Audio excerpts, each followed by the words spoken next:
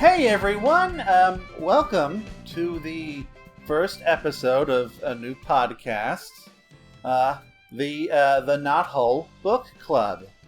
I am your host, Alex Nuckles 87 Peel, and this is my co-host. Introduce yourself. Hello, I'm Evil Dr. Reef. I am here to talk about Sonic comics, which I actually really enjoy, so it's a good fit. Specifically, of course, the Archie Sonic comics. Mm-hmm. So this is just a new little podcast where we will be reading through the entirety of the Archie Sonic comic series. And we'll be talking about them with ourselves, and we're hoping to find a third person or like several third people to go through this journey with us. But because we want to use this episode to set a baseline, it's just going to be me and Dr. Reef for at least this pilot. Yeah. One of the cool things about this show, though, is that you, the listener, can also read along with us and experience the Sonic comics from the word go, the Archie Sonic comics. Yeah, I mean, you'll have to find them yourselves, of course, because that's not our they're problem. No longer legally available. But there are ways. Yeah. But that's on you guys. Yes. For the record, like we both, at least I know, I own everything. Mm-hmm. So, not that it matters anymore. Yeah. But, We should talk about ourselves and our history with the book. Dr. Reef, why don't you start us off? Yeah, sure. I actually got into the Archie series really, really early because I happened to be, as a child, I happened to see issue number 6 at my local drugstore, and I was like, "Ooh, Sonic the Hedgehog has a comic. I'm gonna buy it." And so from there, I sort of sporadically, like whenever I happened to see it on the rack of magazines and comics, I would buy whatever issue is out. So I sort of jumped around. I had issues 6 and 8 and 13, and I specifically remember having 25.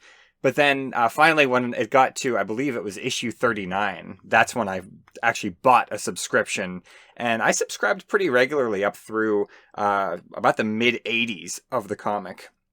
And then from there, there's going to be a big gap in my knowledge because I didn't jump back in until like issue 190. So I'm kind of looking forward and dreading that sort of middle chunk there because I know it has some dips in quality. Yes. I actually have a somewhat similar story. I came in with issue 27. My family was at a CVS, and my sister just like picked up this Sonic comic and said, Hey, you should get Alex this. And I think she was just trying to get me like into comics in general or something. Yeah. And like at the time I was a young child and I didn't often like saying no. So I said, "Yeah, sure." And like just like a couple months later, we had a subscription, and I kept it up. I technically kept the subscription up for longer than I was reading it. Oh, wow. I dropped off like close to issue 100 because like I just did not like where the art and the story was going. Mm-hmm. And from there I'd pop back in and pop back out because I would still occasionally go to a comic book store, and like if the Sonic comic looked interesting, I'd pick it up. Like I remember I picked it up again at around like issue 125. And it had like this awesome art and Shadow the Hedgehog, and then Sonic went into space. And I was all like, "Ooh, I like space!" And there's like this awesome J. Axer art. And so I stuck with it for a little while, and then Sonic got home, and Princess Sally slapped him. And so I was all like, "Oh, this is getting pretty drama filled again. I'm out." Oh. I was going to say, that would be the thing that I think would pull me back in, because it's like, ooh, it's getting drama-filled. I was not a huge fan of, like, teen drama at the time. I'm still not really, but like at the time, it made me cringe for some reason, and yeah. So I just like dip out at that point. But then like I heard Ian Flynn was coming back on, and so I popped in again in the 150s, got to suffer a bit more, and then Ian Flynn came around, and I became a regular reader right up through the reboot. Yeah. At which case I got a little depressed. Cause yeah, and I mean, I think it's worth mentioning that I actually kept from that 190 when I jumped back in. I actually kept my subscription up through the end of the Archie series, and then I even dipped into Sonic Universe as well. So I got pretty back into it once it kind of regained the quality, and then also a big part of it was that when we started up the Spindash, I got sort of like really reinterested and reintroduced to what was going on. I was actually a huge fan of the Knuckles series when that was running. Like that was one of the first things that I read that like tried to have like drama, like drama and politics, like the kind of drama I like. You know, not a whole lot of romantic drama, but like other kinds of drama, and, intrigue. Intrigue and mystery, and then so like. That really just kind of helped me get into like a whole bunch of things alongside like Gargoyles and the Sonic series proper. So this thing did have a pretty significant impact on me, I think. So we should talk about what this comic is actually about for the young and uninitiated who may only be familiar with the games or IDW or Sonic the comic. And I think it's worth mentioning, we're going to the beginning, which, as I recall, is like 1992. So this is perhaps older than many of our listeners are going to be. I mean, technically, February 1993 was the launch of the actual comic book, but there was a preview in 92. Yeah, so, and that's where we're starting, so. Yeah. So the comic is about Sonic and a small band of freedom fighters hiding out in this place called Knothole Village, which is hidden in the Great Forest, as they do battle against the evil Dr. Robotnik. Yeah, and if a lot of this sounds familiar, it's also the premise of Sonic Saturday Morning, the Sat-Am series, as people call it. Yep. And,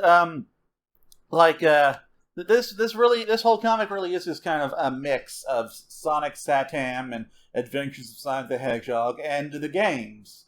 Oddly enough, in some ways the comics became less like the games as they got more serious for a little bit, because early on, at the very least, you saw a lot of the badniks. You saw at the very least you saw Robotnik's Wrecking Ball from Sonic 1. Lots of it has a lot of badniks from the games, as well as the SWAT bots. There's actually in the very first issue, there's a list of all of the badniks, most of which I don't think even pop up in the series. I think that in this original miniseries, it seems like they tried to stick a little bit more closely to at least some of the characters and machines of the actual game, and then they deviate from that. Probably by the end of the first year, they start to just introduce their own thing. And, I mean, that's one of those things that's for better or for worse, I suppose. But, right here at the beginning, it seems like a lot of the badniks do show up, which is kind of neat. So, the other thing I thought was kind of wild is that I did a little bit of research into this, and I saw that Sat-Am actually debuted after this comic started, because Sat-Am, I think, started in September of 93, which would have been almost a full year after the beginning of this miniseries. I believe these things were being developed simultaneously. And basically what happened is, of course, because Sonic comics take way less time to make than shows. They had a basic idea of what the comic premise was going to be a year before the show debuted.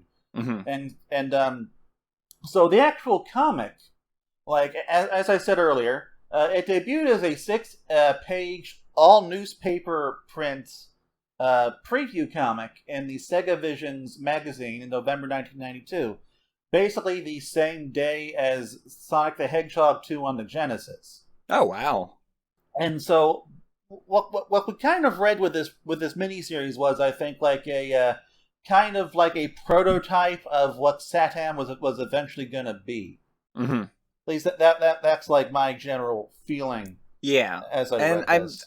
I feel like it's easy to spot some of the similarities between this and the pilot. It seems like a lot of the characters sort of had the pilot models of their Sat-Am characters, like Princess Sally is pink for some of these issues that we're going to look at here today. And the other thing is that maybe because it was so early compared to the actual cartoon series, that's why we see a little bit more of the slapstick, kind of silly, zany, pun-filled stuff that we saw in Adventures of Sonic the Hedgehog, which I believe predated this. Like, at some point, this comic will even debut Scratch and Grounder, who like, become an on and off presence throughout, like, the entire series for some reason. But, we also get Purple Rotor. Something odd about Rotor that I noticed is that they already accidentally called him Boomer at one point. But, I think that I don't think I was actually paying attention, but I believe they did call him Boomer for a while in this, and then Archie Comics, they eventually comes up with some plot reason for why Rotor was Boomer and why Princess Sally was pink. I think yeah. It's funny. I actually noted it because I wrote some notes down just to keep my head straight, and I noticed that on one page they called him Boomer, and then the very next page they called him Rotor, and I'm like, wow. Ah, okay. That must be why I didn't realize that as I was reading it. Okay. Yeah. It's in my notes. It'll come up when we get to that point. Like, this whole comic was like, Sega was trying to figure out, like, what is Sonic going to look like in the West? And this is kind of just a nice little time capsule of what the character was looking to be at some point over here. And eventually, like, they just, like, went in like 3 different directions. They went with Adventures of Sonic the Hedgehog, Sonic, Satam, and Archie, all distinct, all at the same time, alongside the games, which like make some minor attempts of working some of that content into it. Like they call Amy Rose Princess Sally for some reason. Yeah. So we should probably get into the actual comic books proper now. Yeah. Starting with Sonic the Hedgehog number 0. Yeah, an auspicious number. Yes. Are there even that many number 0s out there in comics in general? I don't really know, honestly. I don't know enough about comics to make a judgment call on that, but I feel like there probably are, just for the novelty of it. People probably do that all the time. I at least I haven't noticed it. But one thing I do enjoy about this comic is just the cover just looks so old, Yeah. Like, to my child brain, this looked like a vintage comic book, even though I was older than it. Yeah. The thing that strikes me immediately is that is not what Robotnik looks like in the Archie series at all, ever. Yeah. I do get the impression that, like, this was just something that they came up with as they were trying to figure out what the comic book was going to look like, because like the colors and Sonic and everything is just off, and yet it was drawn by the same guy who drew the actual interior art. Yeah, it sort of makes me feel like this was a prototype that they had pitched as like, hey, this is what it's going to look like, and then 3 months down the road when they actually started inking it, they sort of moved more towards the Sat-Am style. And what's kind of interesting is that this does actually look more like the games than like anything in the actual comic book. Yeah, there are rings. There's a loop-de-loop. There's checkerboards. There's a bridge. Yeah. Well, the bridge, I guess, is more of a Sonic 1 8-bit kind of deal. Mm-hmm. Yeah, true. But yeah, I mean, this cover is like the most Sonic Genesis. Like it gives me that vibe, and then that sort of fades away over time. Not a bad thing necessarily, but yeah, they deviate pretty heavily. This always just gives me some like the nostalgia feelings, even though like I never like I remember looking at this for the first time when like my mom got me all the back issues for Christmas. Mm-hmm. that was cool. Yeah. So we're not going to like go through this like plot point by plot point. I don't think. Yeah, Much like how Archie be... was feeling things out with their pilot miniseries, that's kind of what we're doing right now. Yeah. So, Reef, why don't you just kind of give me like a basic idea of what you think of issue 0? Sure. Well, so I mean, one of the things we see very early on, and this is going to be a theme throughout the first several, I would say maybe like the first 2 years of the Archie run, is that there are 2 separate stories contained in each issue. And the first story, I think, does a really good job of sort of just setting up the personalities of the character. So we sort of open with Robotnik chasing down Sonic. They exchange barbs. Sonic is very, cool and has a good attitude and is like making great jokes at Robotnik's expense. And Robotnik is just kind of hapless. So it does, again, feel very close to Adventures of Sonic the Hedgehog as opposed to Saddam, which would come later. But I mean, I think this first issue sort of does a really good job of introducing the characters. After a while, we see the Freedom Fighters, Sally, Antoine, Boomer, and or I should say Rotor. I don't know, whichever one. Let's just call him Rotor. Yeah, for simplicity's sake. Yeah.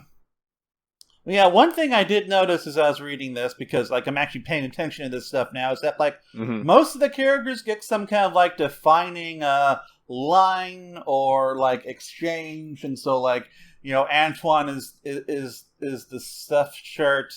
He isn't really quite a coward. He's more just stuck up in this, which is an interesting distinction I've never noticed before. Tails is the idolizing child. Princess Sally is the girl boss, basically. Rotor is just kind of there. Yeah, like he doesn't really like get to strut his tech stuff until a later issue, and so he's just like the most I remember about him is like his well joke. Yeah. That wasn't even a good joke. There's so many dad jokes in these comics. Yeah. Like Mike Gallagher, he must be an awesome dad to hang out with. Yeah. I can just imagine him constantly doing all these puns to annoy everybody. Yeah. Right out of the gate, they immediately hit the ground running with the idea that Sonic and Sally are both in love with each other but won't say it. Yeah. Like, that's on like page 5. And that just keeps popping up. We're like, well, I would totally have a romantic relationship with him if I wasn't so I don't know important or like just not wanting to give him the satisfaction. I don't know. Like, it's a little for various poorly reasons. defined as early on. Yeah.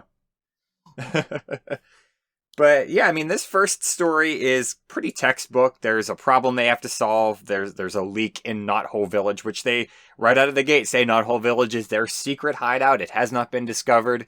And that's going to be something we see all throughout the early first couple years of the Archie run, is that's their secret base.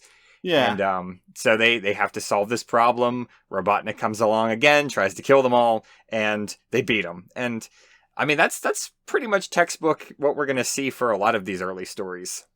And I would like to just mention a couple more jokes, because they address the leak by saying Robotnik is trying to destroy us with trickle-down technology, which I think is a subtle jab at Reaganomics. Yeah. And then the actual source turns out to be a group of weeping willows because Robotnik murdered a bunch of their friends. Yeah, literally weeping.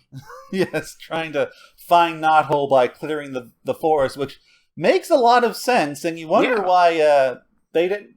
Well, I guess at one point Robotnik did try to do some logging, Satam, but I don't know. If you think too hard about this, you just start wondering, why didn't you just carpet bomb the Great Forest? I was just going to say that. But must be bigger than we think.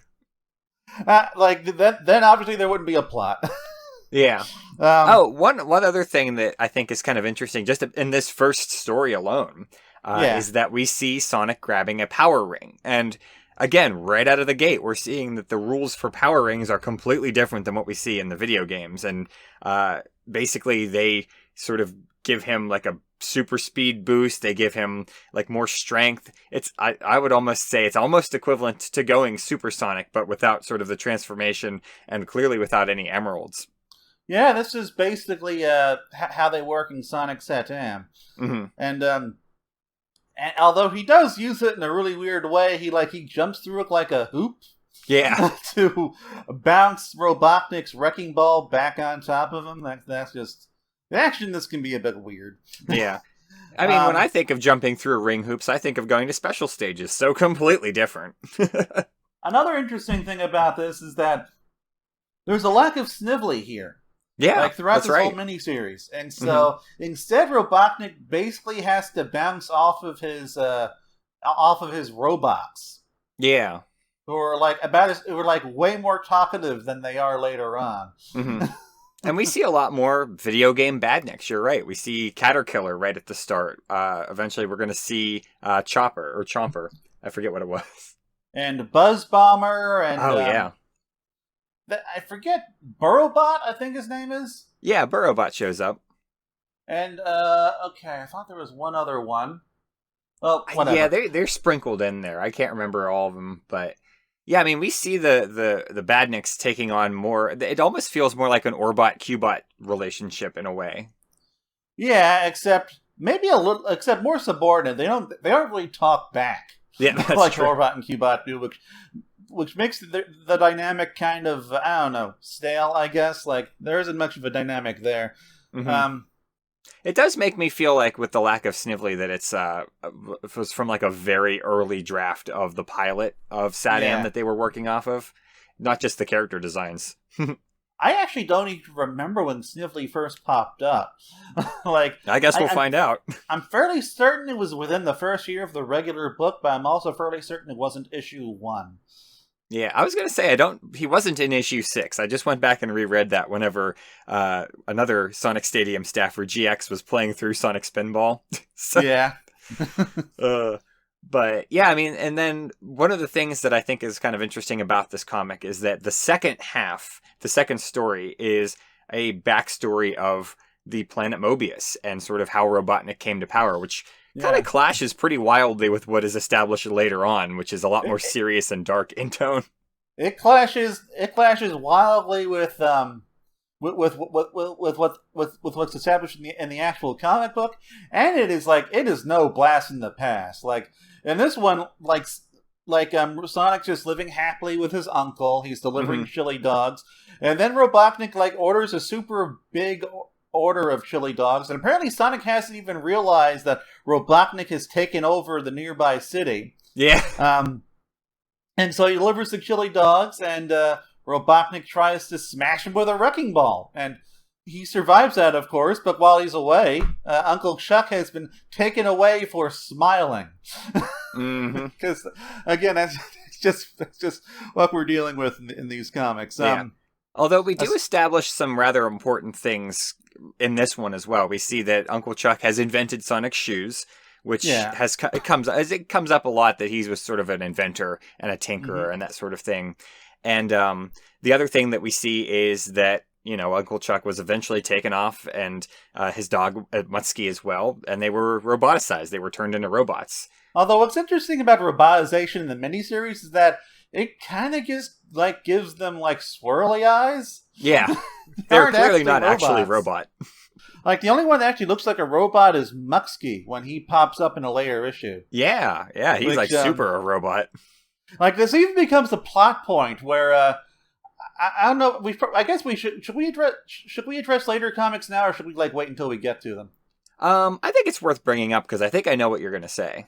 Yeah. Okay. So in I think the final issue of the miniseries, Sonic disguises himself as a roboticized version of himself, and that is literally just him putting these metal jaws over his face and swirly swirly eyes over his weird uni-eye thing. That's it. And Robotnik is completely, I guess he fell into a roboticizer. That's all the disguise took. That's hilarious. But yeah, I mean, and sort of just to round out this first issue, we also, see how Sally and Sonic met, and she sort of establishes right out of the gate again that she is the more competent of the two. Sonic was about to wander right into a fleet of buzz bombers, and she stopped him. So, but yeah, I mean that's pretty much the first issue. It hits a lot of the points that we do see show up later on throughout a lot of the early Archie run, but it's also a lot more like dad joke slapstick. Oh yeah. Like I've written like I've written like 3 jokes that three like weird dad joke puns that I spotted that like took my interest throughout the miniseries, by the way. Not just this one. So okay. So first there was Oak K when there's like this weird like 1-page thing where it's just like, we're going to show you Sally's family tree, but Robotnik cut it down. Oh, that, yeah. Sonic says, don't worry, Sally, it's going to be okay. That's what you say to someone who just lost a valuable family heirloom. And then in a later one, like Tails and Rotor are in a sub, and they're like firing missiles at a robot fish. And Tails calls it a sub-machine sandwich. Mm-hmm. And finally, like, Sonic is, like, digging underground, and he says, borrowed time.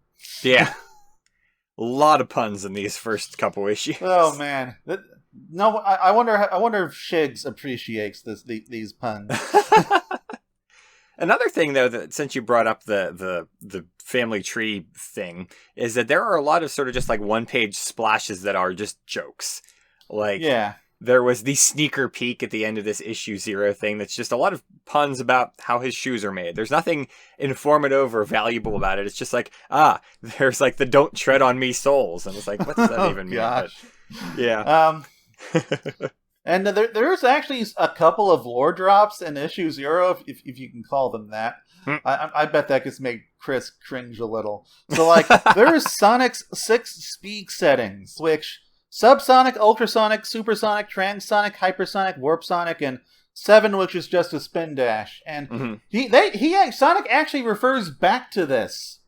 He does, multiple times throughout the miniseries. Like, oh my god, they actually legitimately like use this to just kind of like establish like power scaling for this comic book. I noticed one of the covers, I don't remember which one, but it's like him going around a loop-de-loop, and it uses that same, like, the drawing of, like, him progressively having, like, more of his face drawn backwards as he goes faster. Yeah. Oh, and yeah, I think that's a issue reference 3. to that. Yeah.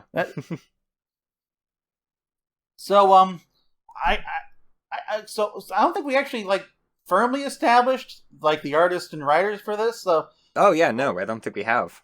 So, Mike Gallagher wrote all of this. He wrote like a huge chunk of early Sonic. And like I said before, he's really big on the dad jokes.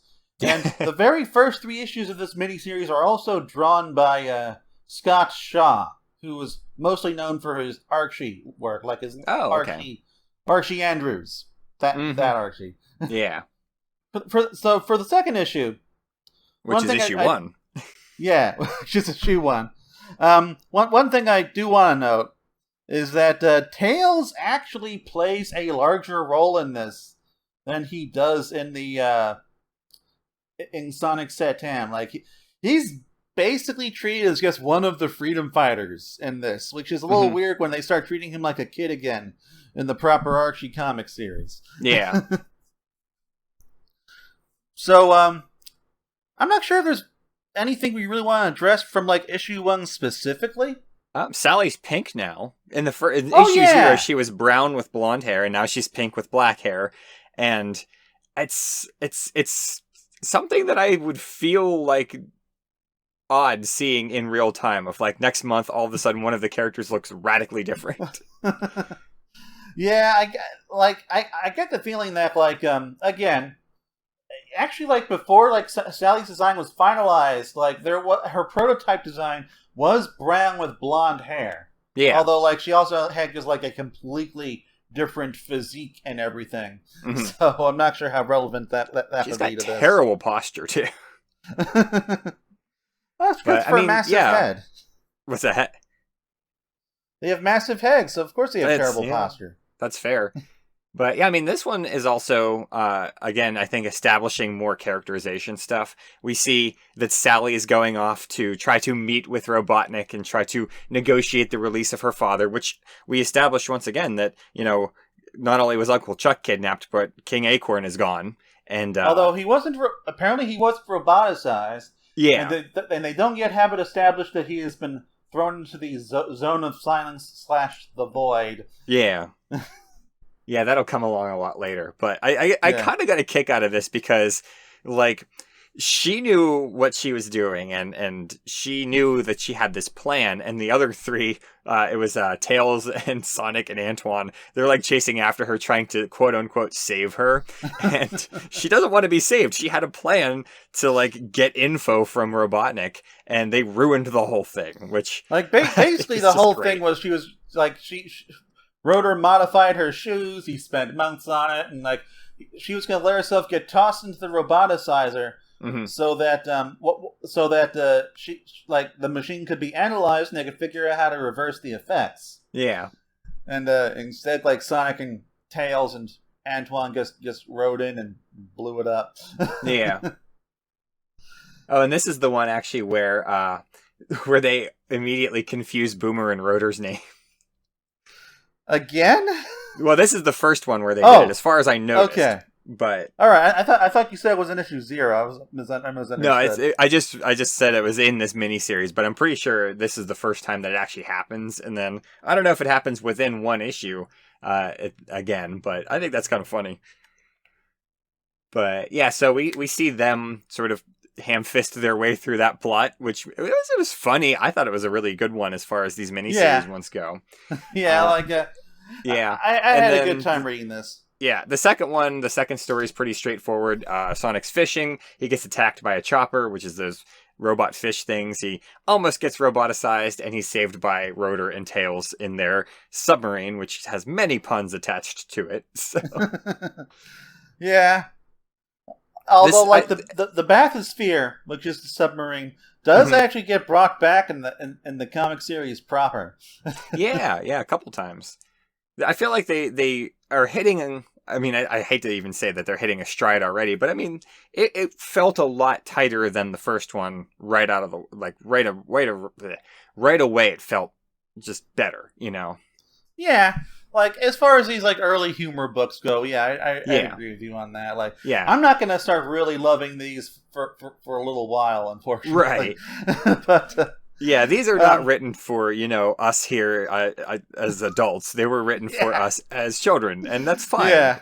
They're fun to revisit. They're very nostalgic. They have ridiculous humor. I mean, issue 2, which is number 3 on our list here, is much the same. Is there anything else you wanted to say about issue 1 before we move on? No, not really. Not really. Yeah. Now, this one was interesting to me because this is the first time where we see that the entire comic is one big story. And yeah, I enjoyed this one. Yeah, it also establishes some interesting things that I didn't expect to see this early on. For one, it establishes that there are emeralds. They're not Chaos Emeralds. They're Freedom Emeralds, and there are only 4 of them. And they keep Robotnik's evil at bay. Yeah. This is actually, I guess, the first attempt at Western canon to just kind of incorporate the emeralds in some way.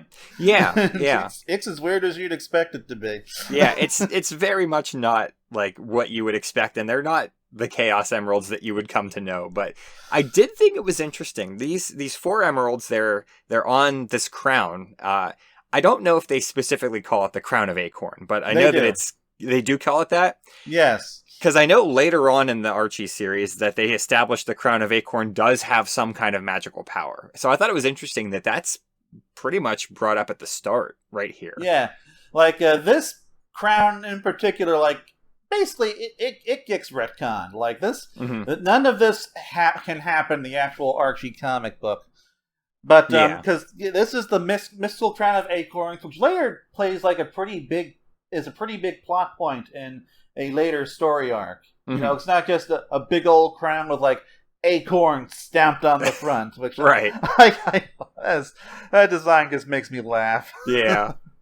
But yeah, this one is a pretty big story compared to the other ones we've seen. Because it's like the first full-length story. Yeah, I wouldn't call it like a saga. It gets resolved very quickly at the end. But so one thing I did find interesting. So the premise of this story is that they have the crown of Acorn. Sally's going to she's going to coronate herself basically to use this crown to more effectively fight against Robotnik. And they go to look for this crown, and it's been stolen. And it turns out one of the royal guard is actually a robot. And that's the other thing I found really interesting about this, is that in this miniseries, and we saw it with Uncle Chuck, we're going to see it again in the next issue where Sonic just puts on a fake metal jaw. The robots can look like regular animals. That's in the main Archie series. That's like a big deal when that happens. When they can make a robot duplicate that looks indistinguishable from a living creature, that's like a big thing when it happens. So the fact that it happens like 3 times in the original miniseries is kind of interesting to me. Yeah, like in the regular like book, they even get a unique name. Like I think it's Auto Automaton or something. Mm-hmm. Like here it's just like, oh yeah, one of the royal guards is a robot apparently, like an evil purple pig. Yeah.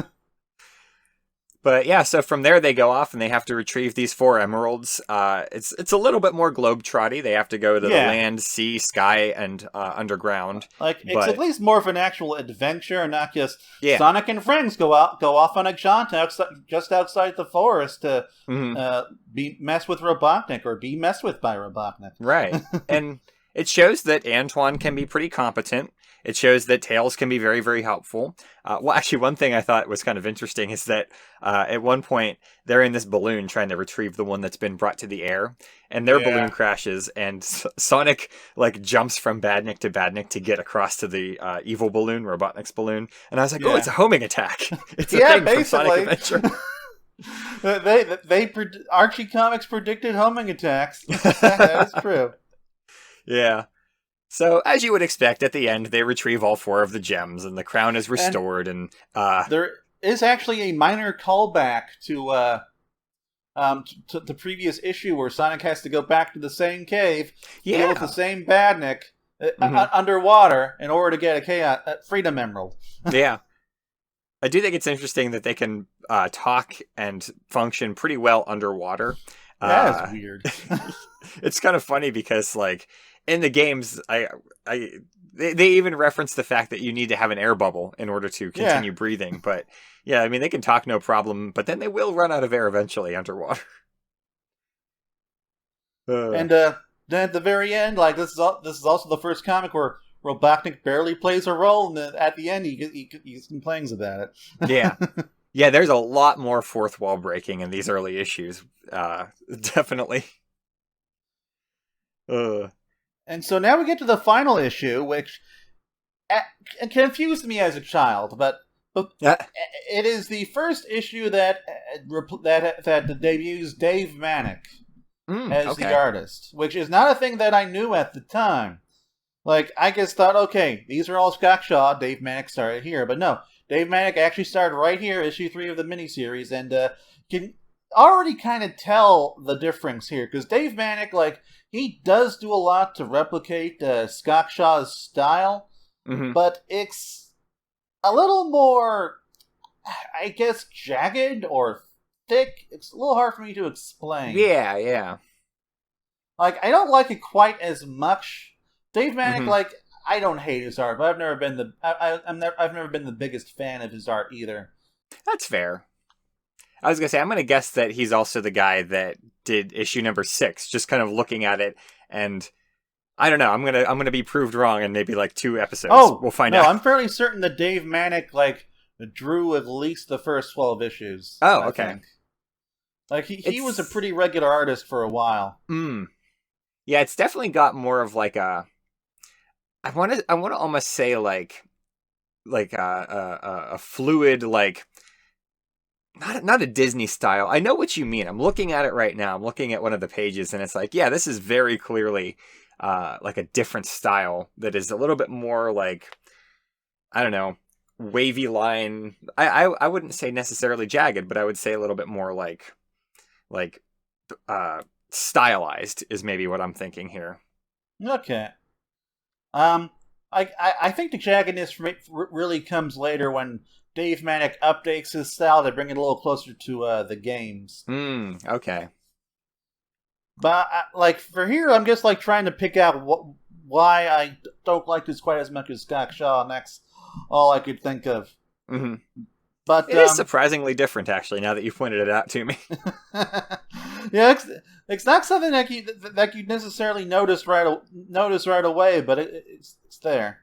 Yeah. And so the reason why this threw me off as a child was because I thought that this was like more backstory for the characters, because it shows Sonic and Robotnik growing up together. Yeah, as siblings, adopted siblings, living with Uncle Chuck. Like at the time, I thought, well, this comic is pretty weird. I guess it's just one of those things that they retconned later. Like even as an 8-year-old, I understood that this comic, like, it was less serious. It became more serious. It retconned some of the less serious elements. I thought this was one of those, but no, this is just a what-if story of what if they grew up together, and it's entertaining. Yeah. Yeah, it's not anything groundbreaking, and it's a very by-the-numbers kind of thing where it's like, right off the bat, it's clear that Robotnik is a jerk, and he, broke Uncle Chuck's tractor and almost killed him, and like Sonic is the good child, basically. It's like, it's so rote by the numbers, like tropey, but I mean, it's fun. It's, again, filled with all these ridiculous puns, and it does show that Uncle Chuck invented the Power Rings, which I think does come up a few times throughout the early Archie run. Yeah, he was the inventor of the Power Rings in the comics proper. Although I don't think he like smithed them with a hammer like a blacksmith or something. Yeah. And again, it shows Sonic, using those Power Rings to sort of Super Saiyan himself to be able to run to a hospital that's 30 miles away in like a second or two. And like as a kid, I was thinking, man, imagine if Sonic just let Robotnik die. Then like he would have to deal with any of this stuff. Yeah. Live and learn. It is weird. Right? One weird thing about this comic to me is just seeing Robotnik without a mustache. Like, you think that Dr. Eggman is off-putting without a mustache? Just take a look at this guy. Oh my gosh, this is just odd. Yeah, Archie Robotnik. Since he's like supposed to be a child. Yeah, Archie Robotnik is so different than Sega Eggman / Robotnik. Like, his head shape is like conical and it's weird. And without a mustache, there's just something off about the whole thing. Yeah. I actually love the original Archie Robotnik style, and to me, having started on the comics almost immediately, like that's the style that I'm familiar with, and kind of seeing modern Sonic Robotnik / Eggman is odd to me, and I don't know if I'll ever get over that. But seeing it without a mustache is still wrong. I have gotten over it, but I do still prefer the Sonic Satam style Robotnik over the current one. Like, it's just, I don't know.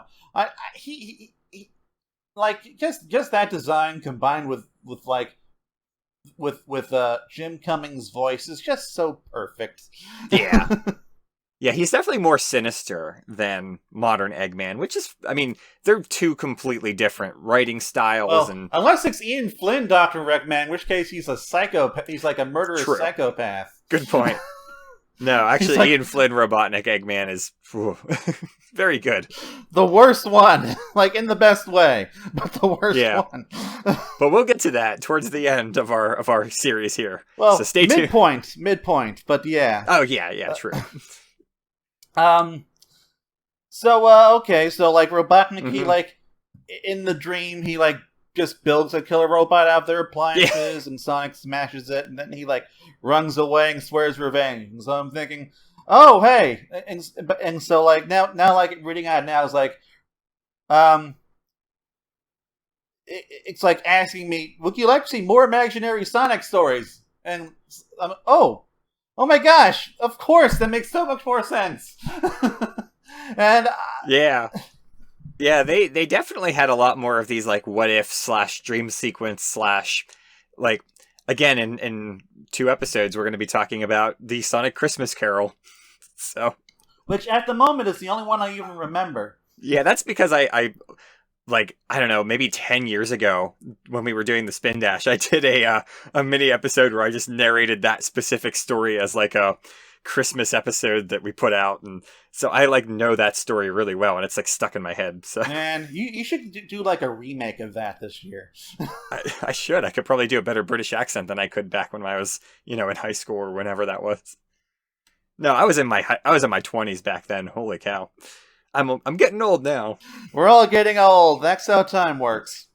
Yeah. So, the final story of the miniseries, what this has all been building up to, is what we mentioned earlier. Sonic pretends to be roboticized.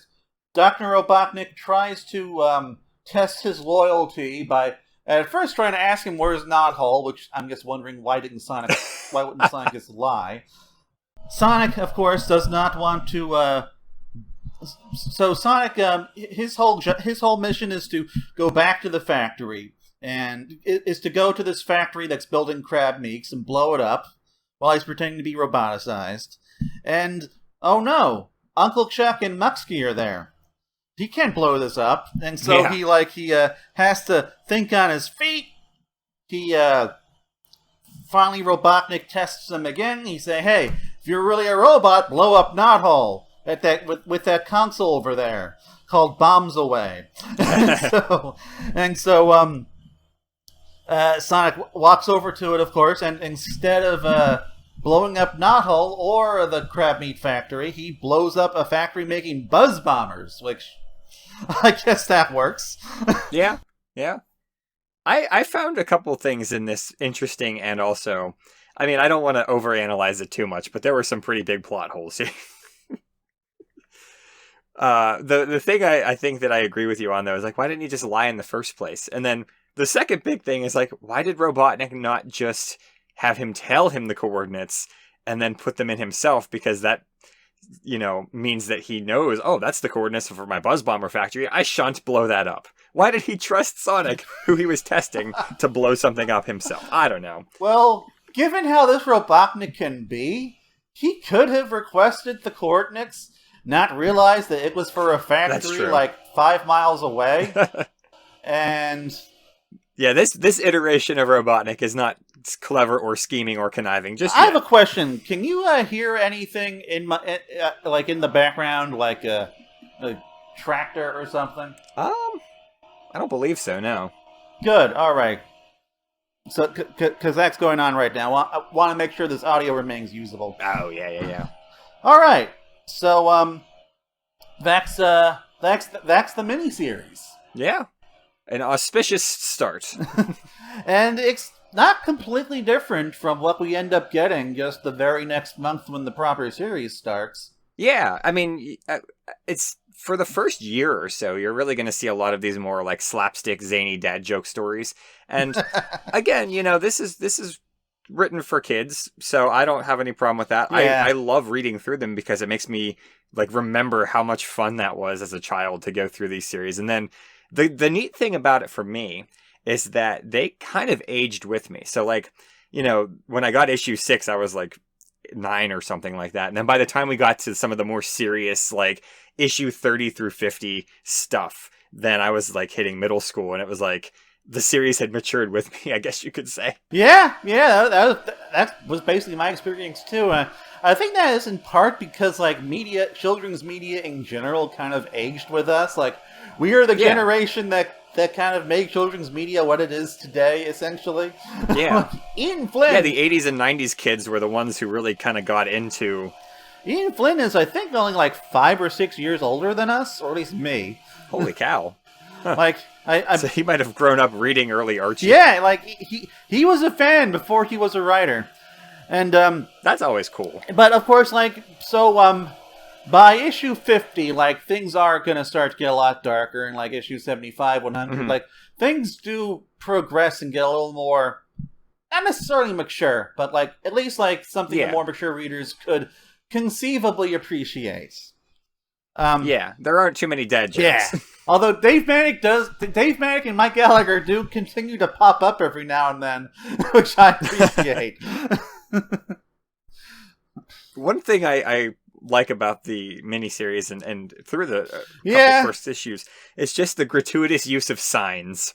Like, at some point, there's a giant sign on the front of Robotnik's desk that like lists all of his titles, and it's like, I don't know, like government fraudster or something like that. Yeah, I was considering reading through that as like one of the. I have it right here. I'm going to go do that. Okay, so Dr. Robotnik, supreme dictator, industrial polluter, megalomaniac, corrupt politician, underhanded reprobate, rainforest ravager, puppy kicker, oil spill coordinator, holiday hater, insurance salesman. gotta love that last bit, especially. Like, yeah, and there are a lot of other things like that. They're not quite as extensive as that, but like there's a sign next to Tails while he's fishing. And it's like the old fishing hole, and it's like, I mean, I could have put that together. Tails is fishing. It's fine. One thing I do appreciate about these early books is like there are like clearly like some slightly left-leaning politics throughout this stuff. Like especially when it comes to the environment. Like these are fairly pro-environmental books, which isn't unusual for Sonic. Like, Sonic the Hedgehog the Games had a pretty blatant environmental message that Western media picked up on. Yeah, and I mean, Sonic 2 has 2 stages of, like, there's chemical plant zone and there's oil ocean. It's like, oh, these are the stages where bad things are happening to the environment. Like, you don't need any context clues for that. But yeah, I mean, you're right. And that's something that we see throughout a lot of the first, I'd say, like 50 to 75 episodes of issues, I should say, is that they're very blatantly pro-environment. And Robotnik being the guy who's just randomly dumping oil into the ocean is the bad guy. And over time, it does become more subtle, which is a good thing. So, like, you know. Yeah. Everything becomes more subtle in this comic over time. So, I think we actually finished way earlier than I was anticipating. Because I don't think I have much else to discuss. Do you? No, and I mean, again, you out there in audience land, if you can find some of these early issues, if you can track them down, then feel free to read them along with us, because there are some really unique and interesting and ridiculous things, especially early on here, but it's just kind of a fun look back at all the things that have come before and leading up to where we are now, and the writers and the artists that we have now, even with the change over to IDW. I mean, I feel like there's still a lot of stuff in this early Archie that, sets the stage for some things. One thing I will say about these books versus Sonic the Comic is that I do find these early issues to just be more readable than the early Sonic the Comics, which I don't know if you have experience with those, but I only have hearsay and the first few murmurings issues from you guys of the UK comic are rough. It gets better, but the early ones are just rough. Woof. And I actually enjoyed these a bit more than I was expecting. Yeah, they may be aimed at a much younger audience, but they are not badly written. Like, everything happens from point A to point B to point C, and sometimes it's ridiculous, but I mean, they were very readable. The jokes were grown-worthy as adults, but as children, they might make you laugh. So. And Scott Shaw's a really solid, talented artist. Mm-hmm. I like how he draws Sonic. He really kind of nails that Adventures of Sonic the Hedgehog style form. Mm-hmm. Yeah, and I don't feel like, at least in my experience, I think there's a section in the low 100s where the art style gets a little weird. Oh, yeah. But for the foreseeable future, the art's not going to be too bad. It's going to be cartoony at first. It's going to mature up a little bit, but I mean, they're well-written comics, or well-drawn. I generally enjoy the art most of the time, all the way through to the, the 80s, I think. Mm-hmm. Or the 90s. Yeah. But we'll get to that when we get to it, so stay tuned. So, we will be back next week, because we're doing, a special thing for Sonic's birthday. Mm-hmm. And, after that, we will be going bi-weekly. So that's every 2 weeks, or as the British like to say, fortnightly. Yes. I like that way better. So we'll be going through roughly 4 to 6 issues, typically. given how quickly we like, it's going to depend on the kind of comics we're discussing, of course, and what miniseries is going on and stuff like that. But you can tune in. Well, not tune in. You can hear us on Sonic Stadium every 2 weeks after the next issue, after the next podcast, for the foreseeable future. So, I have a quick question that I can ask you here, and then maybe this will help the listeners out. Is there a way to subscribe to this podcast? I think Chris has an RSS feed. Oh, perfect. Also, I think you'll find it on Sonic Stadium, y'all. It's fine. Also, I think this should be going up on YouTube. Oh, cool. I don't think we've finalized that just yet, which probably something we should have done before we recorded, but I really wanted to get this done. Yeah, I mean, this is the pilot. We'll figure it all out. Yeah, but everyone just keep YouTube. An eye on the Sonic Stadium, and it will be there. And going by what Chris has told me, if this is on YouTube, you should actually be seeing images. You should have been seeing images while we were talking from the first 4 comics. Yes, so, my handsome animated face. Yeah, well, I don't know how he's handling it, but yeah. We'll find out. This is the pilot, y'all. You'll be seeing comic book panels, I imagine. You should have been seeing them, I mean. All right, so hopefully this was a very listenable podcast for you.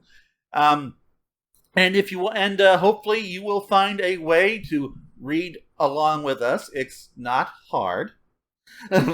And so, okay, here's one thing we should probably start doing, because I do actually have this planned out for well in advance.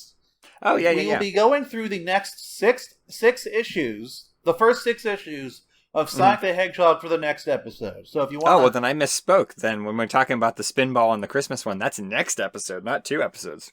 I have things to say about that. Good. So read through issue 6 if you want to keep up with us, or that's your homework. Just tune in and hear us talk about it, I guess. Or listen to us talk about it and then go back and reread them so that you catch all the fun stuff that we talked about. See you next week. All right, toodaloo, everybody.